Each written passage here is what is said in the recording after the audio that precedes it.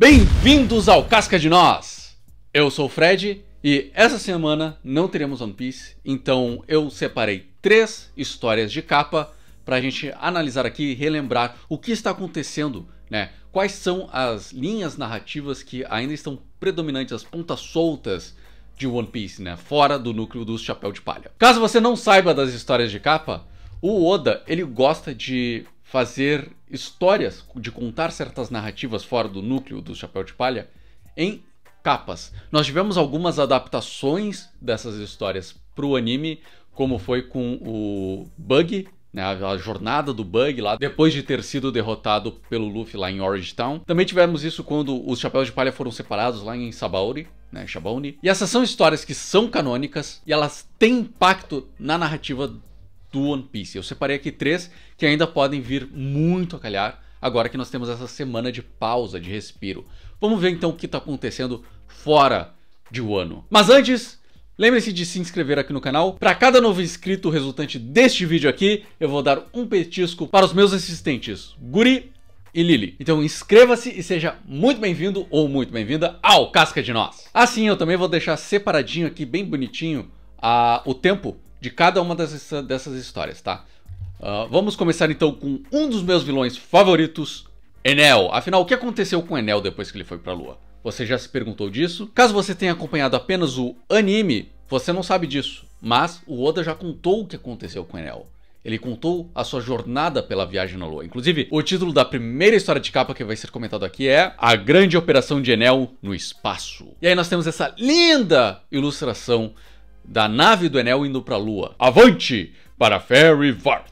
Desembarque em Ferry Varth. E logo em seguida ele detectou vida. Um buraco com sinais de vida? Lá ele encontrou seres robóticos. Havia alguém ali dentro, dos quais ele ressuscitou graças ao poder da sua fruta do diabo, a Gorogoro no Mi, ou a fruta do relâmpago. Ataque primeiro, pense depois. E é por isso que o Enel é um dos meus favoritos.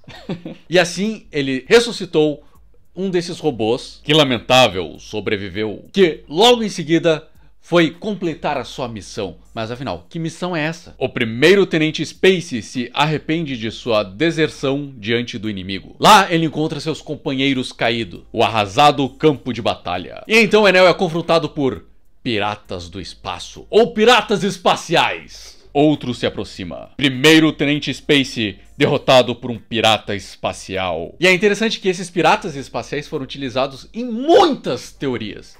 Então, caso você ainda não soubesse disso, sim, piratas do espaço existem. E quem sabe alguma das raças em One Piece não são do espaço também. Talvez os D sejam do espaço. Algo que se pensar.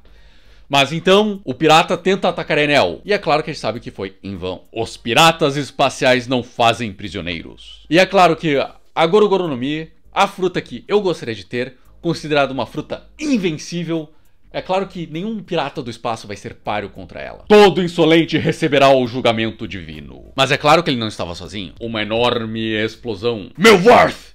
O Deus Furioso! Os piratas espaciais seguem com seu projeto de escavação das ruínas lunares. E essas ruínas lunares são extremamente muito interessantes, porque elas mostram a história dos Shandians e dos Skypians, como a gente já vai ver. Porém, é interessante que a gente sabe que o universo de One Piece tem diversas luas, né? Então, é interessante pensar que talvez algumas raças de One Piece vieram do espaço, ou então eles foram da Terra para o espaço, talvez porque seja o único refúgio que eles tinham dos humanos, né? Então, tem algumas teorias que eu vi que falam disso, né? Esse assunto, essa é uma das histórias mais importantes e ainda não sabemos quando o Enel vai voltar. Que uma coisa é certa, ele irá voltar e vocês não perdem por esperar o resto dessa história. Um clarão! E então nós temos um flashback para ver como o Space e os outros robozinhos foram criados muito antes dos pacifistas. A luz diante dos meus olhos, um dia que eu nasci na ilha Karakuri. Nós já vimos essa ilha antes, se eu não me engano é a ilha em que o Vegapunk foi criado, aquela ilha com neve, né? Se eu não me engano se chamava Karakuri, que significa máquina em japonês. Admirando o luar, com o professor Tsukimi, durante uma observação, aconteceu uma explosão. Engasgado com um bolinho de lua, uma triste despedida. Então nós temos essa querida história, né, do cientista que criou esses robozinhos só pra fazer companhia pra ele. Provavelmente ele se sentia muito solitário. E ele gostava de ver a lua, observar o céu de noite, enquanto comia os bolinhos de lua, né, os bolinhos luar, que são muito comuns tanto no Japão quanto na China, que se não me engano eles são chineses. Pois então, vamos para a lua! E aí eles tentam buscar a vingança contra a morte de seu criador. Afinal, se a lua não tivesse explodido, o velhinho nunca teria se engasgado com os bolinhos dele. Vingando o professor!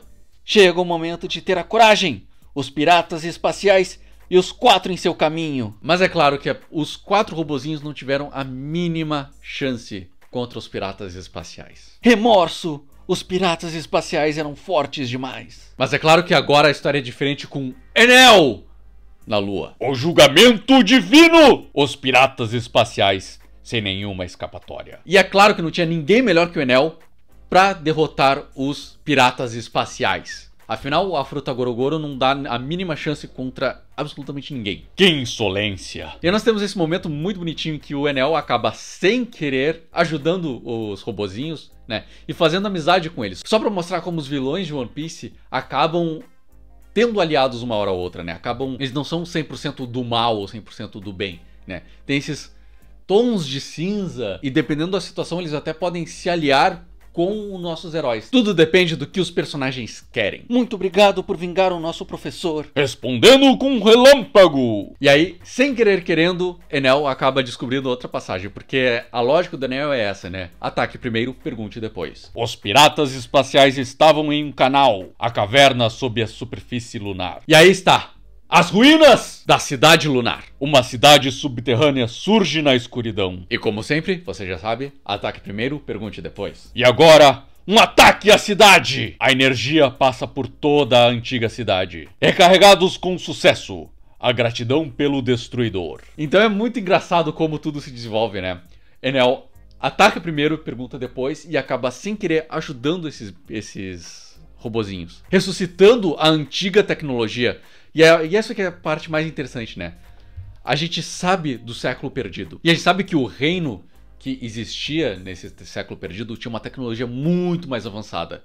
E a gente não sabe até agora, pelo menos a gente não viu ainda, o pessoal utilizando eletricidade em One Piece, né? A gente viu o Frank, por exemplo, usar refrigerante. Não usa eletricidade, né? Per se. E temos o Vegapunk, que ainda não sabemos absolutamente nada sobre. E é interessante que o velhinho vivia na cidade de Karakuri, que é a mesma ilha que vivia o Vegapunk. Então será que os pacifistas não foram inspirados nesses serizinhos que foram para a Lua? Afinal, a gente não sabe quanto tempo se passou desde que eles estavam na Lua. A gente não sabe nem quanto tempo demorou para eles chegarem na Lua, né? Que a gente viu que eles foram com balõezinhos, né? E chegaram lá. E outra, o Enel agora tem um exército de robozinhos. E como é interessante também que esses robôs que já estavam na Lua são extremamente parecidos com os robôs criados pelo velhinho lá da ilha Karakuri. Então será que o velho sabia de alguma coisa? Será que tem algum segredo que a ilha Karakuri tenha ou que o Vegapunk tenha sobre o século perdido?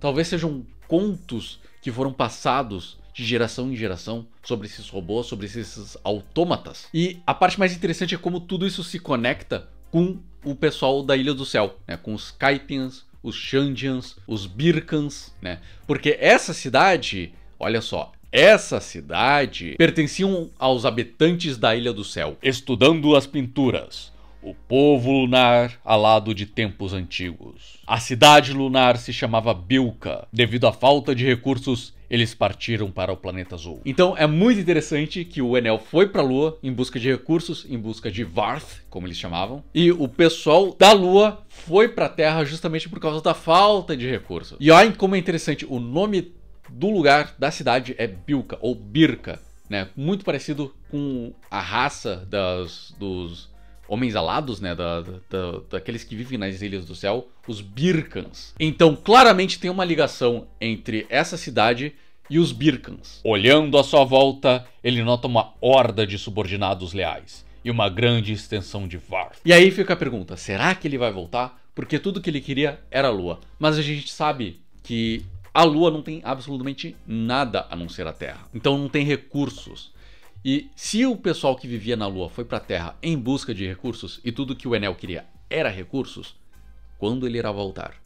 Ele irá voltar um dia? De tanque cheio, o exército de Enel se ergue! E aí nós temos o fim da história de capa. Eles têm toda essa nova tecnologia, uma tecnologia extremamente avançada, que é alimentada por energia elétrica, algo que ele pode produzir infinitamente. Então, ele mesmo já tem um exército à sua disposição. E como ele mesmo diz, um exército leal a ele, já que ele foi a pessoa que salvou os pequenininhos dos piratas espaciais e foi ele quem reanimou todo o exército que vivia séculos na Lua. Esse então foi a grande operação do Enel no espaço, do capítulo 428 ao 474. Gostou do capítulo de capa? Você já sabia dessa aventura do Enel ou não? Diz aí nos comentários o que tu achou, quais são as suas teorias, né, quanto a isso. E vamos para a próxima história que eu separei. Esse aqui acredito que tem um interesse muito maior do que o do Enel por todo mundo, já que ele fala da grande frota do Chapéu de Palha.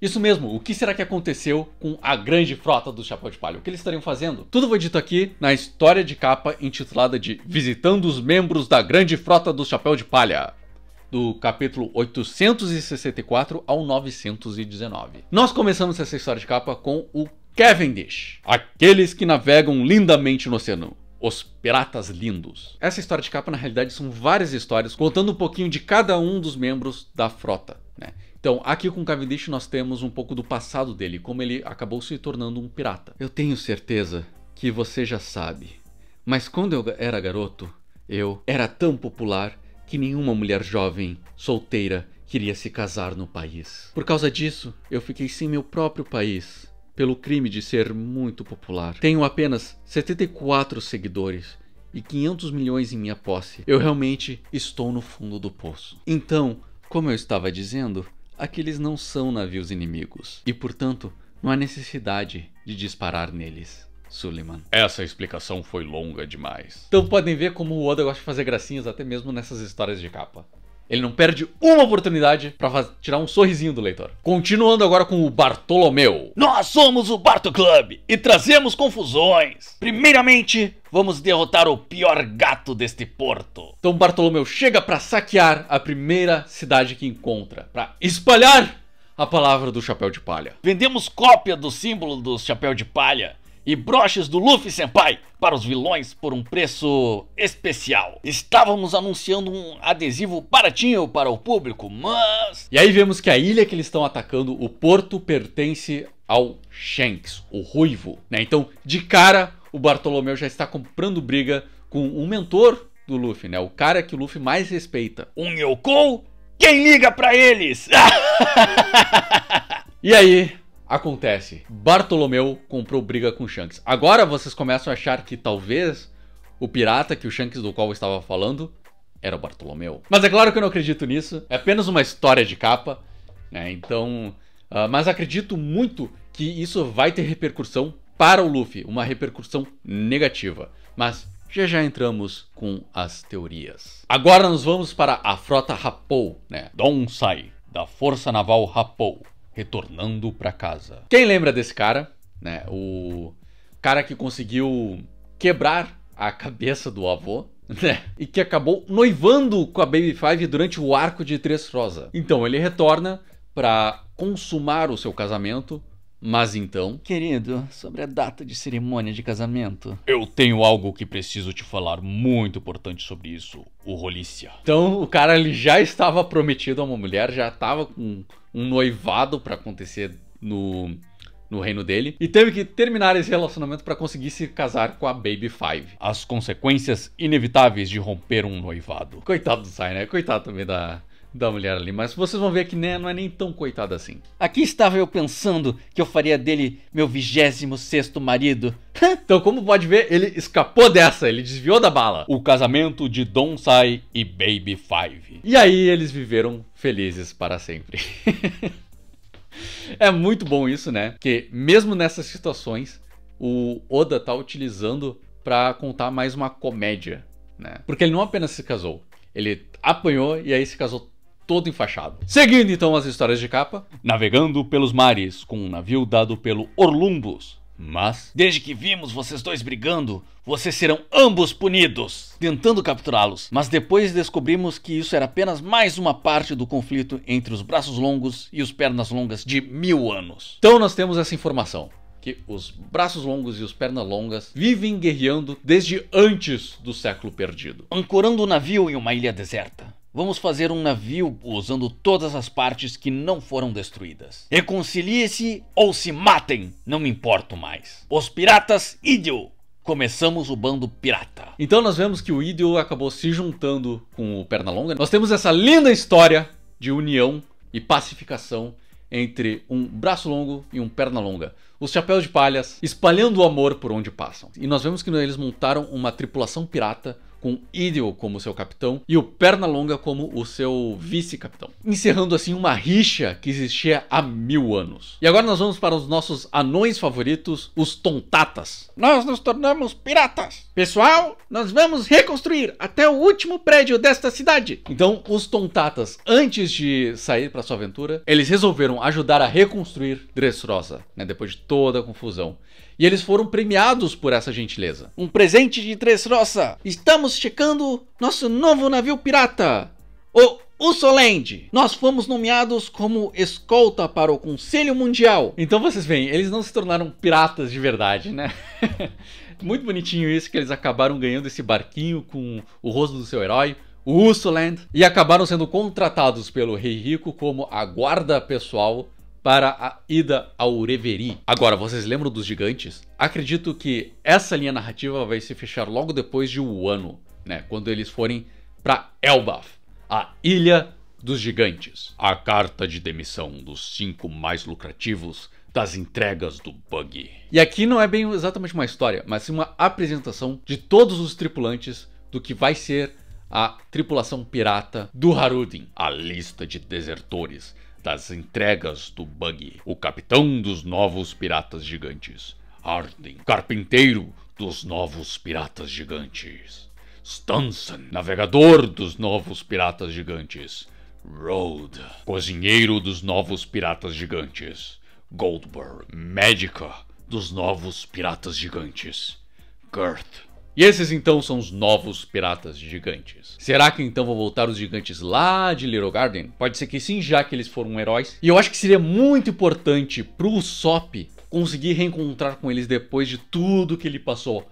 Voltar como um herói, ainda mais depois que o Harudin contar sobre o seu ato de bravura, né, sobre ele ter se sacrificado para derrotar o Dom Flamingo. Mas de volta aos grande frota do Chapéu de Palha. A grande frota da Yonta Maria está indo para o mar. Então nós estamos acompanhando o Orlumbus, né, um cara que não era pirata, se não me engano ele era explorador ou ele fazia parte de um reino, né, então nós vamos acompanhar toda essa trajetória para ele se tornar um pirata para ajudar o nosso Chapéu de Palha. No Reino Standing, o pioneiro aventureiro anuncia sua demissão. Vida de pirata, 6 da manhã, dobrando o pijama. 10 da manhã, verificando a limpeza de bordo, os metódicos Orlumbus e Columbus. Então nós temos esse pequeno diário de bordo em que o Orlumbus, que não é nem um pouco pirata, né, começa por aí, ele não é nem um pouco pirata, dobra o pijaminha todo certinho, ele é um cara bem correto, né?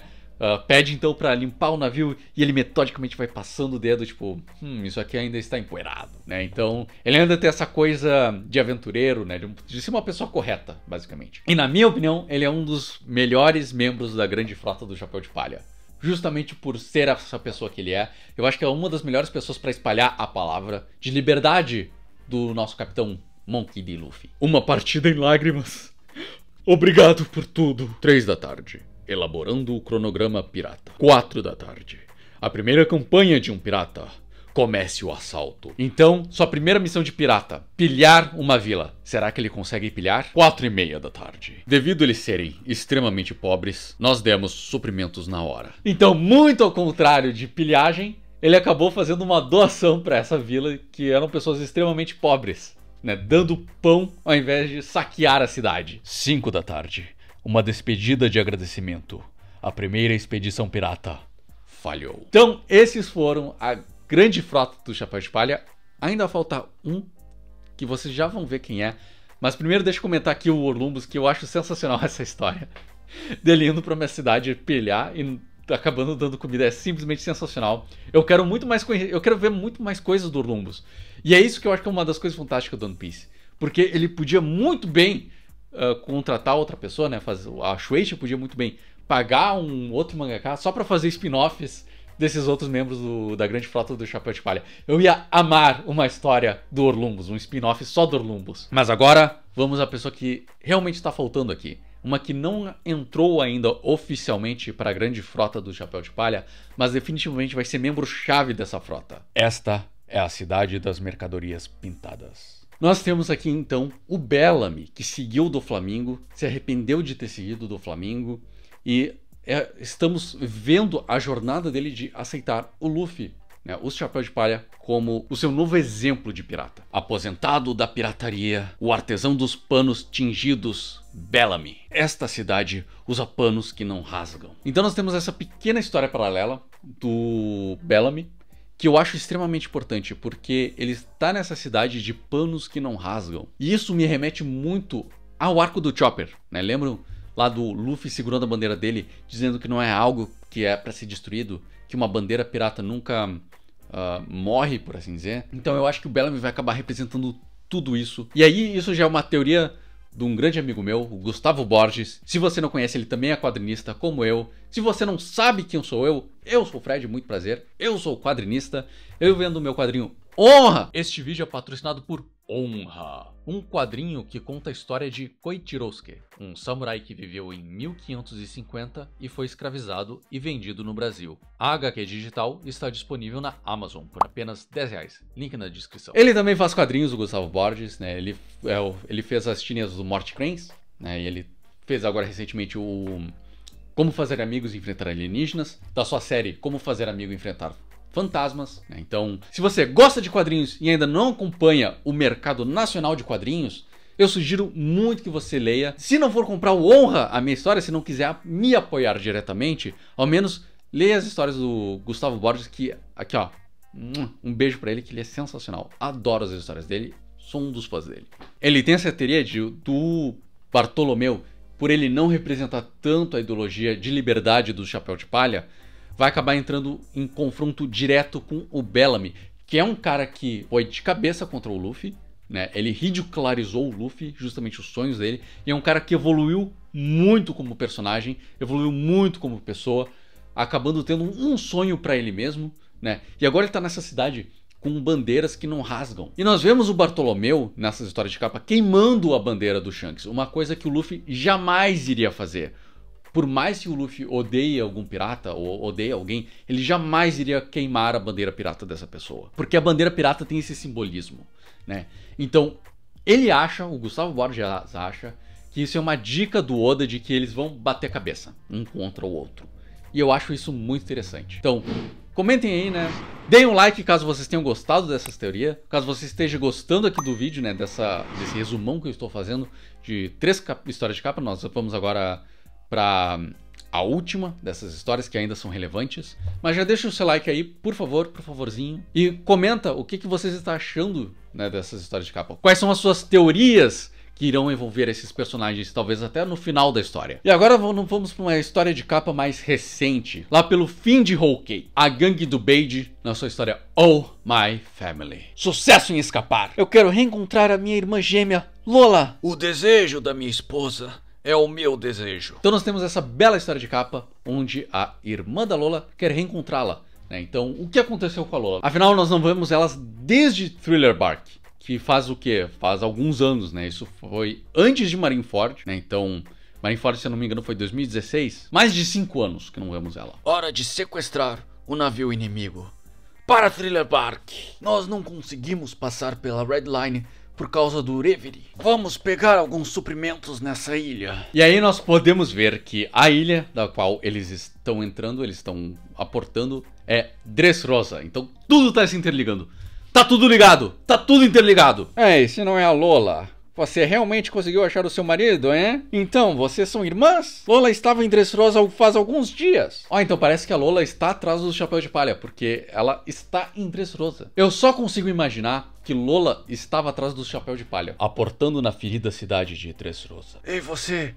Você viu essa mulher? A grande busca por Lola. E aí nós temos essa ilustração sensacional do Beide com o bigodinho, né? Eu estava sentindo falta dessas fantasias, né? Desses disfarces aí que eles só botam uma barba e acham que tipo, bom, eu sou outra pessoa. Essas pessoas foram atacadas? Encontramos uma bêbada que beija como um aspirador de pó, fugindo da marinha. Então nós descobrimos que Dressrosa estava em crise por causa da ida do rei Rico ao Reverie. E é claro, como Dressrosa é um país pobre e é um país que foi recentemente atacado pelo... Teve aquele confronto entre os Chapéus de Palha e o do Flamingo, seria o alvo realmente perfeito para uma pilhagem de piratas. Os piratas atacam o país enquanto o rei está fora. Nós vamos contaminar vocês com o germe do beijo-beijo. Então nós temos esse pirata que utiliza germes, né? Lembrando bastante como o Queen dos Piratas do Kaido ataca. Mas então... Pare de fazer estardalhaço. Você irá revelar a nossa identidade. A esposa de Beide presa durante um corte de cabelo. Então nós temos essa situação que o Beide acaba sendo exposto, né, a sua identidade revelada, e a esposa do Beide então é presa enquanto fazia o seu corte de cabelo. Mas aí fica a dúvida, será que essa é realmente a Typhon ou será a Lola? Salve a esposa do chefe, Gori! Gote contra os marinheiros! Continue, Gori. Você é o único que podemos contar. O contra-ataque de Gori. Sucesso! O resgate da esposa do chefe. Muito obrigado. Quem quer que você seja? Lola? Chiffon? As irmãs se reencontram. Nós somos gratos. Obrigado por salvar a capitã. Aí vocês lembram dos Tontatas? Que os Tontatas ainda estão em Dressrosa, ajudando e tudo mais no navio deles? Pois é, olha eles aqui de novo. Os Tontatas encontram um navio à deriva. Eu gosto de você. Vamos nos casar. Vamos fugir da marinha. E aí é sensacional que nessa imagem aqui, o cara ele tá levando a Lola nos braços, né? Mas quem acaba sendo levado pelos braços é o Beide, né? Da Chiffon. Ei, é o velho do porto. Eu sou seu pai. Quê? Escapando da marinha. Um estranho homem dizendo ser nosso pai? Apesar do bombardeio, eu ainda sou seu pai. Eu tenho provas! E aí ele mostra uma fotinho, né, de quando elas eram crianças e a Big Mom fechando a porta na cara dele. Segure firme! A mama nos disse que o nosso pai é um homem muito persistente que não desiste de nada, nem quando está sendo chutado. Depois de 26 anos, o primeiro abraço com as filhas. E aí nós temos finalmente o reencontro do pai da Lola e da Typhon com as suas filhas. Lindo. O casamento de Gori e Lola. O nosso alegre navio navega com celebração de canhões. E esses foram as 3 histórias de capa que eu selecionei aqui pro vídeo. Obviamente tem muito mais histórias de capa. Essas são as que eu acho as mais relevantes no momento que estamos em um ano, né? Luffy contra Kaido. Espero que tenham gostado do vídeo. Espero que tenham gostado de saber de todas essas aventuras que está ocorrendo em paralelo ao ano. E caso você apenas assista o anime, talvez alguma dessas histórias seja adaptada ou não. É muito provável que não. E é por isso que eu escolhi essas histórias. Porque elas dão um contexto necessário para o que está por vir. Como mais ou menos foi com a história de capa do Hachi, né? Que ele fez uma barraca de takoyaki e depois ele reapareceu lá no arco de Shabone. Então eu espero que tenham gostado. Deixa o like se gostou, né? Isso vai me dizer bastante se você não gostou também. Diz aí também se você quer que eu continue a comentar histórias de capa, a fazer esses voiceovers, né, essas dublagens aqui. Mais uma vez, espero que tenham gostado. Muito obrigado por terem acompanhado até aqui. Nos vemos no próximo vídeo. E lembrem-se, as árvores somos nós. Muito obrigado por ter assistido até o final. Se você gostou do vídeo, dê um like e comente o que você achou dos capítulos. Quero muito saber a opinião de vocês.